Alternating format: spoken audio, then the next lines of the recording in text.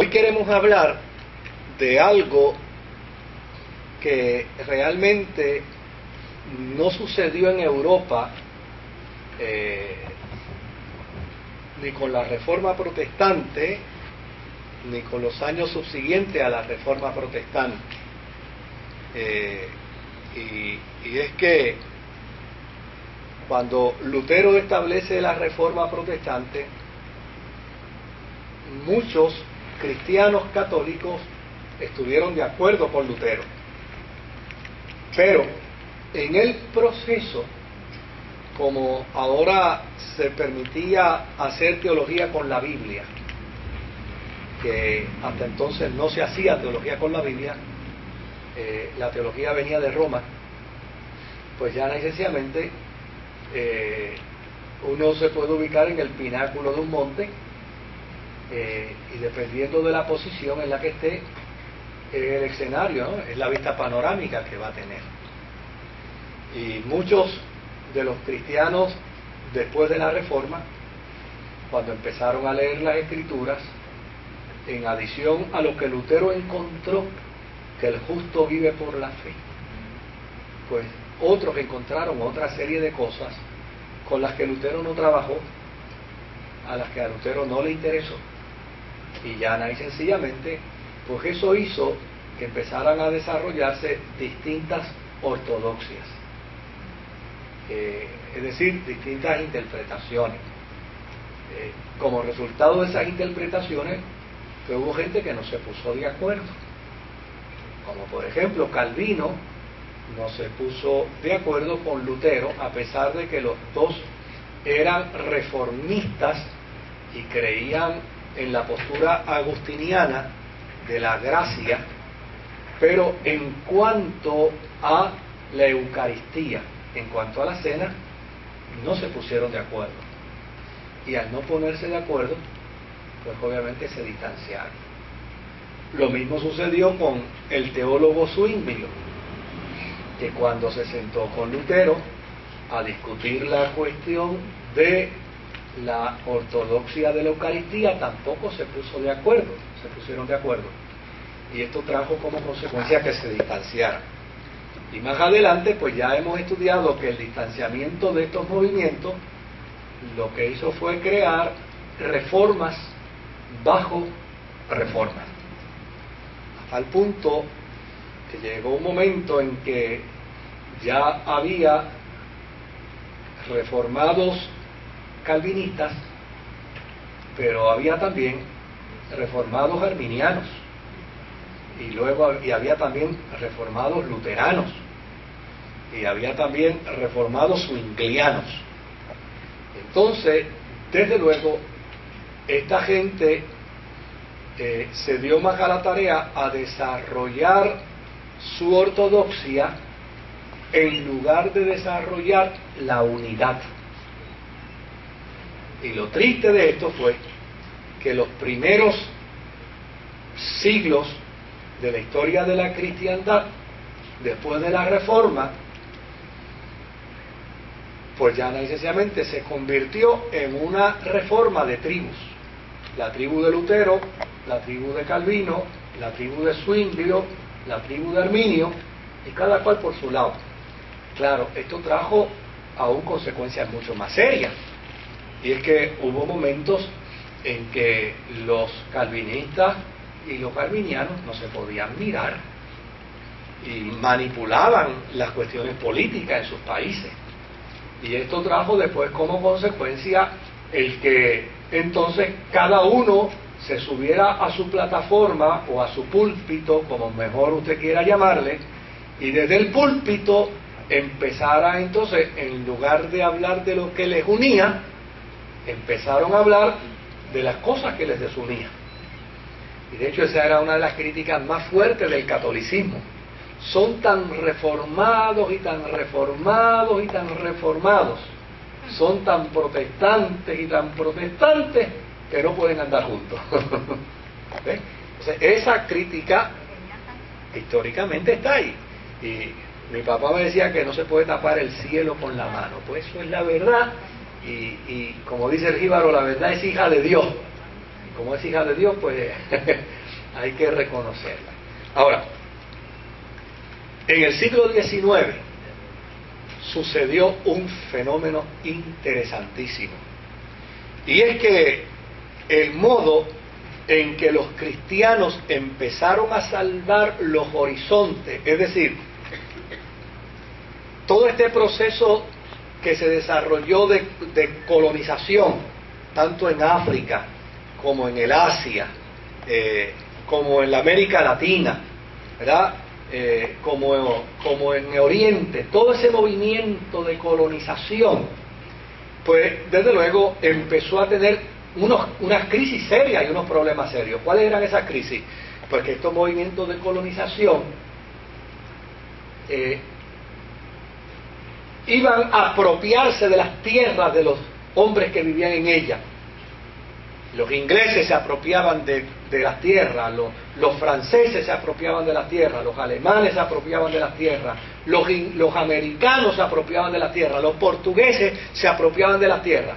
Y claro, los cristianos que iban con ellos, como su función era la obra misionera, la evangelización y el bienestar social de los nativos, pues se convirtieron en ciudadanos indeseables de los colonizadores.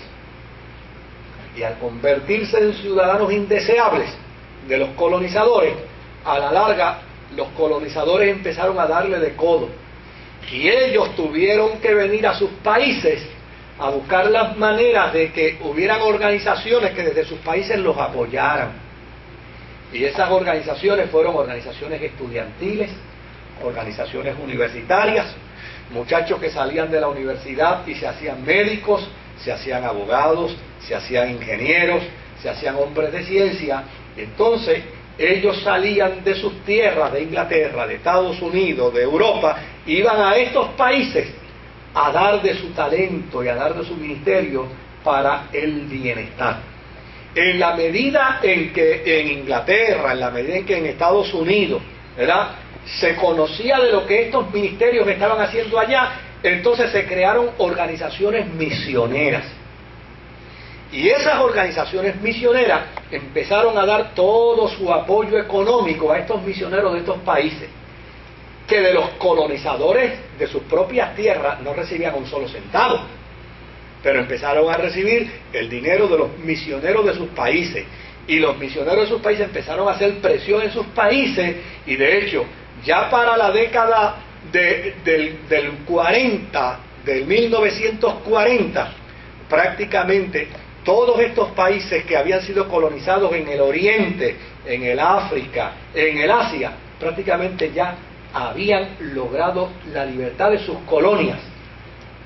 Y en gran medida se debe al trabajo de la obra misionera. Y esto a mí me parece que es una verdad que todo cristiano debe conocer, que todo cristiano debe saber, porque la iglesia no es el opio de los pueblos.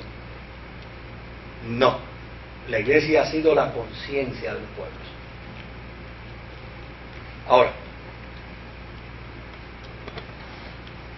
¿qué pasaba en estos países? Sobre todo en Estados Unidos.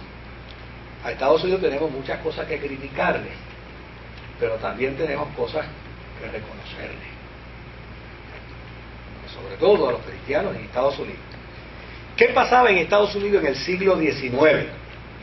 Y es que en el siglo XIX los Estados Unidos, para poder lograr el apoyo misionero para la India, para Europa Oriental, para el Asia, para el África, oiga, no estamos hablando de países pequeños, estamos hablando de más de 2/3 partes del mundo que están representados en estos lugares, con la China nada más, con la China nada más.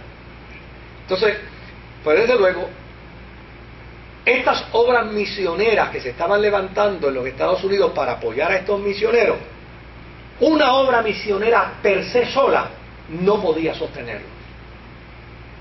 Pero ¿qué sucede? Los bautistas creaban su movimiento misionero. Los presbiterianos creaban su movimiento misionero. Los metodistas creaban su movimiento misionero. Los discípulos de Cristo creaban su movimiento misionero. Los pentecostales creaban su movimiento misionero. Todo el mundo creaba su movimiento misionero. Pero a la hora de la verdad, para poder ayudar y apoyar a aquella gente, tenían que unirse desde acá. Entonces los movimientos misioneros empezaron a crear lo que se conoce en buen español, no en el español prejuiciado del fanatismo religioso. En buen español empezaron a crear los movimientos ecuménicos. ¿Por qué digo en buen español? Porque hay lugares donde decir ecuménico es como decir una mala palabra. Y hay que ser honestos. La palabra oikumene en griego lo que significa es unidad. Y el primero que oró por la unidad fue el mismo Cristo, que le pidió al Padre que sean uno, como tú y yo somos uno. ¿Se da cuenta? O sea que, claro, hay un fanatismo religioso que, de hecho, en la década del 80, en Puerto Rico se hizo un tratado. Yo debo tener una copia de él. Pero en Puerto Rico se hizo un tratado que decía: conozca los verdaderos ecuménicos de este país. Y aparecía una foto de Torres Ortega, de Gille Ávila y mía. Yo decía, pero ¿y por qué tengo que ser yo? Si yo soy un muchachito por aquí que está haciendo pininos en el pastorado, pero al individuo se le ocurrió. Y donde quiera que uno metía la cara, pues había gente que que le gritaban a uno ecuménico. Bueno, pero en el sentido correcto de la palabra. Ecuménico no quiere decir que yo estoy de acuerdo con todo lo que diga la Iglesia Católica. No. Como no quiere decir que yo estoy de acuerdo con todo lo que diga la Iglesia Evangélica. Ecuménico quiere decir que en el sentido práctico de lo que significa ser cristiano, aún con las virtudes y los defectos, ellos son cristianos como los demás somos cristianos. ¿Ves? Porque de la misma manera que yo no le permito a un católico que diga que yo no soy cristiano porque soy protestante, pues un católico no puede decirme a mí que yo estoy correcto diciendo que él no es cristiano. La eternidad la decide Dios, la salvación la decide Dios, pero en el sentido práctico de la palabra, el ecumenismo no es una mala palabra, en lo absoluto. De hecho, los que hablan del ecumenismo como una mala palabra, mire lo que ellos quieren decir. Ellos quieren decir que si un católico te saluda y tú respondes al saludo, eres ecuménico. Pues para que tú no seas ecuménico, lo que tienes que hacer es que si un católico te saluda, tú lo que tienes que hacer es virarle la cara. Y digo, oye, ecumenismo en ese sentido malo de la palabra quiere decir que yo soy ecuménico si voy a Burger King, ¿verdad? Y allí está el cura comiendo en una mesa, y yo me siento en la mesa donde el cura está comiendo, pues yo soy ecuménico en ese sentido de la mala palabra, porque para no ser ecuménico se supone que si no hay más mesa disponible y el cura está sentado en esa mesa comiendo, yo mejor me siente en el piso, pero en la mesa del cura, donde está comiendo en el Burger King, no me debo sentar. Cuando uno hace un análisis serio y responsable del proceso, uno se da cuenta que para esta gente ecumenismo es falta de urbanidad, falta de principios y falta de valores. Porque yo puedo abrazar al cura, puedo saludar al cura, puedo ofrecerle pan al cura, puedo invitarlo a mi casa a comer, y en la misma mesa comiendo le puedo decir: yo no estoy de acuerdo contigo en esto, en esto, en esto, en esto y en esto. Y podemos seguir comiendo feliz de la vida, y él sabe en lo que yo no estoy de acuerdo con él, pero yo no tengo por qué dejar de saludarlos. Entonces,